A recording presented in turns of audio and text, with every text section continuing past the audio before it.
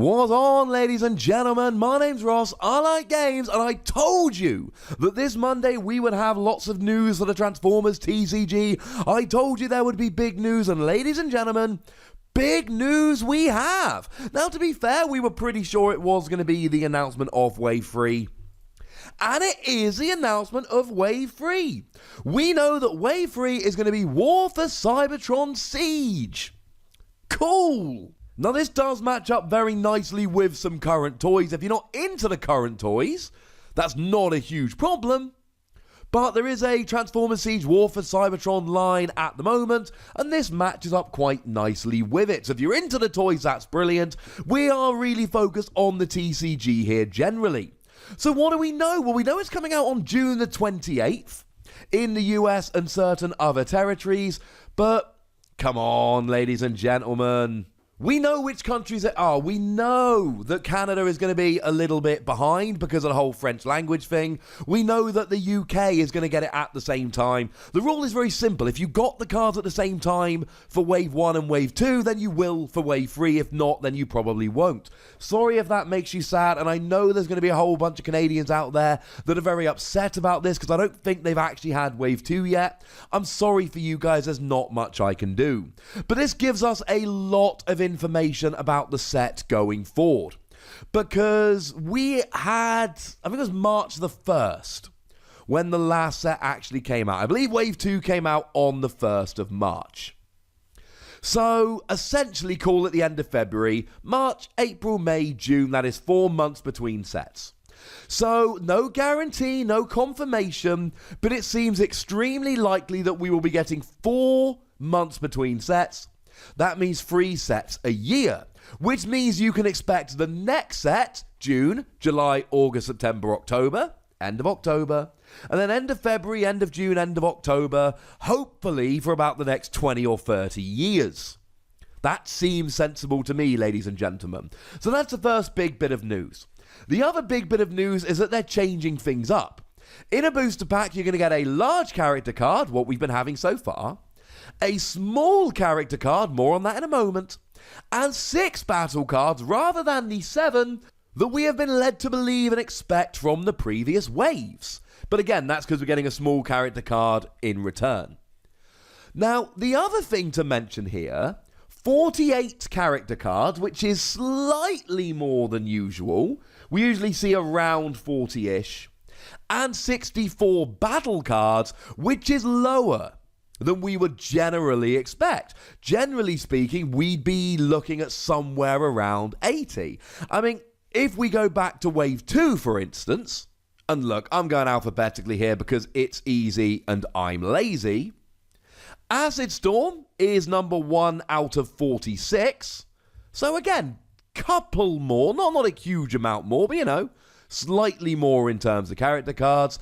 And Aerial Bot Enigma is 1 out of 81, so 64 is a fair bit less than that. Okay, so we've basically got a lot of characters and not so many battle cards. But then we all want a playset of 3 of each of the battle cards, so that's going to make things easier, and it means the proportion of rares to non-rares that we get as pack buyers will be higher, because it'll be 1 in 6, not 1 in 7, so it is going to make it easier to actually go ahead and get all of the battle cards, so that is actually quite nice and lovely in and of itself. And that's the big headline news in terms of the set as a whole. Coming on June the 28th, which should mean 3 sets a year, and booster packs have a large character, a small character, and 6 battle cards. 48 character cards and 64 battle cards in total. Presumably the 48 character cards is both big and small combined, which is going to be interesting. Does that mean we're going to be getting many doubles of small character cards? Or does it mean there's going to be like 24 small character cards and 24 large? In which case, that's not that many large character cards. It's about half of what we would usually expect. Lots of questions here, very few answers. These will come out over time as we go, but they're the questions that we've got at the moment. And it's going to introduce Battle Masters and Micro Masters in the form of small Transformers character cards. Cool. Oh, and it's also going to have tons of brand new art and a few fan favourite characters that have been hotly anticipated since Wave 1. And although we have no information about it whatsoever, IGN, who did do the reveal, cheers IGN, have confirmed that Soundwave will be in the set. I know a bunch of people have been waiting for Soundwave. Soundwave confirmed, ladies and gentlemen. Soundwave confirmed. Now, we don't actually have any Micromasters at the moment, unfortunately. We have no information about them, I'm sorry. We do have a couple of Battle Masters that we can go and have a little bit of a look at. And these are extremely interesting, ladies and gentlemen. These are extremely interesting. Because they are two-sided cards, but one side is an upgrade and you can't flip them. Yeah. We've had an Autobot and a Decepticon reveal, so let's have a gander, shall we? The Autobot we've seen is Private Fire Drive, a ranged Battlemaster. Again, Battlemaster is just a new designation. As of the moment, we don't have any cards specifically for them, but essentially, when they're KO'd, they turn into upgrades. Now, Private Fire Drive is a 7-cost character, which seems extremely high, given that it doesn't flip, they cannot flip, so there's no ult mode, and there's no ult mode skill, and honestly, for a 7-cost, the stats aren't good. 3 attack, 10 health, 0 defense. For an 8-cost, we'd expect 4, 12, 2, so 3, 10, 0 on a 7-cost is lower than we would expect. Now, it does have a particularly good skill: when you attack, draw a card. We've got plenty of characters that draw a card when you attack, but there's usually a stipulation attached to them. So, we saw Dinobot Sludge in Wave 2, and Dinobot Sludge draws when you attack. It draws 2 cards if you have fewer cards in hand than your opponent. Straight draw a card for a 7-cost when you attack is good, I love it. Don't like the stats. But here's what makes it amazing.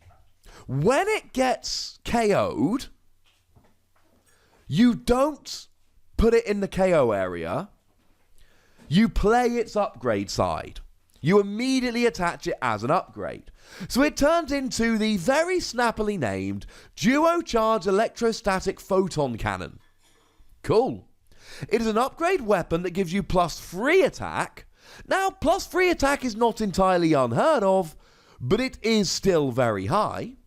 And when the upgraded character attacks, you scrap any number of cards from your hand, and for each one scrapped that way, the upgraded character gets +1 attack until end of turn. That is phenomenal. If you scrap 1 card from your hand, this turns into a +4 attack. That's like Grenade Launcher, except Grenade Launcher only stays there for a single turn. That's like Reckless Charge, except Reckless Charge is an action card, and then at the end of the turn you've got to take 3 damage. And you could play a deck which is themed around trying to draw a bunch of cards, bearing in mind that Private Fire Drive in and of itself, when it attacks, draws cards, and then potentially be able to discard 2 or 3 cards. And then you're actually getting +5, +6 attack. One of the characters which has proven to be very popular and very good from Wave 2 is Thrust. And Thrust has an ult mode skill as a 9-cost. When one of the other characters attacks, you may tap this. If you do, the attacker gets extra attack until the end of turn equal to this character's attack. And that starts off as +3, which is the same as Fire Drive here. Except it can get better and keep going. And if people are willing to play Thrust as a 9-cost, you've got to think this is going to see some play as a 7-cost. And then it also introduces that extra layer of strategy. Do you want to take down Fire Drive nice and early, but risk your opponent having it as an upgrade? Or do you want to leave it there so your opponent doesn't have the upgrade, but then it's sitting there attacking you for the rest of the game? That's an interesting decision. Now, another thing that must be pointed out here, if this would leave the battlefield, put it in your KO area instead. Now, this is extremely important, because amongst other cards we saw Reclaim, one of the cards I was lucky enough to reveal, and that is coming or has already appeared in the Devastator deck. Put an upgrade from your scrap pile on top of your deck.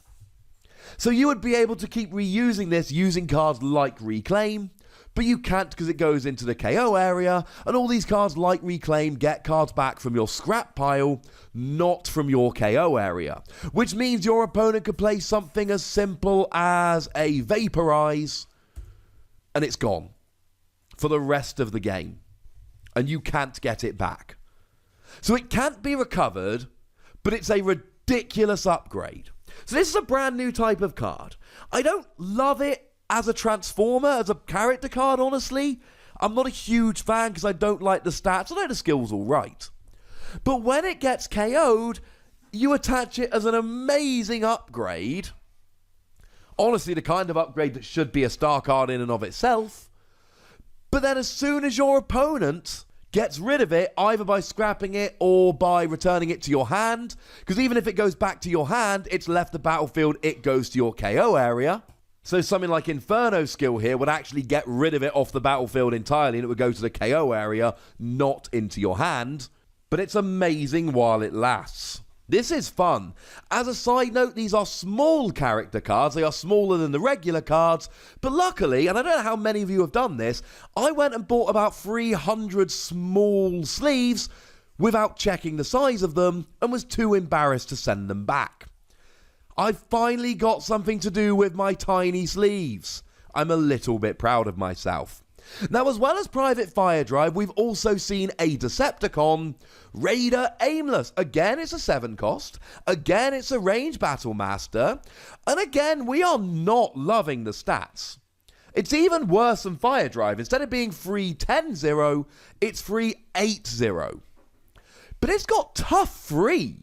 You flip 3 more battle cards when defending. That is a lot of tough. That is the same amount of tough that body armor gives you. That's really good, ladies and gentlemen. It's not quite as much as Superior Plating, which gives you tough 4, but then again, Superior Plating can only be played after playing a tech research, so you know what? I'm calling this a ridiculous skill. The problem is you've got 8 health. So your opponent can do cheeky damage, something like a Bolt of Lightning, for instance, or they can use Pierce and just completely ignore your tough, at which point your low health really is a problem. But once again, when you are KO'd, you don't go to the KO area, you turn into an upgrade that you attach to a character, and it again gives you plus 3 attack, which is good. But when you attack and you flip at least 3 blue icons, you do 3 damage to the defender. Again, if it leaves the battlefield in any way, shape or form, it goes to your KO area instead. Well, this is just begging to be played in a blue deck. Because you've got tough 3, which means you want to be playing a bunch of blue icons to take advantage of it. And 3 cheeky damage when you flip 3 blue icons. I mean, that's Bolt of Lightning. And bearing in mind Bolt of Lightning is a star card, this basically gives you Bolt of Lightning while also giving you plus 3 attack, which then has the extra added bonus of you don't need so many orange icons because you've got the plus 3 attack, so you can focus on blue icons. Are these actually good enough to be played as 7-star upgrades that are not great as characters? They're not terrible, incidentally. They're not garbage, but they're not amazing. Whether they're worth 7 stars, we'll have to wait and see.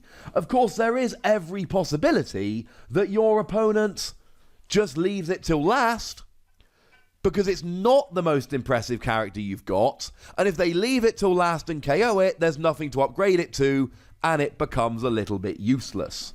Either way, these are extremely exciting, and we've only seen 2 of them, and we've not seen all the battle cards. I am giving you my instant impressions. I am telling you what I can tell you, given the cards we've had revealed so far, but I can also tell you there is an awful lot we don't have, and an awful lot we don't know, and my opinions on these characters is going to change as we go through the next few weeks, and more of these cards are revealed.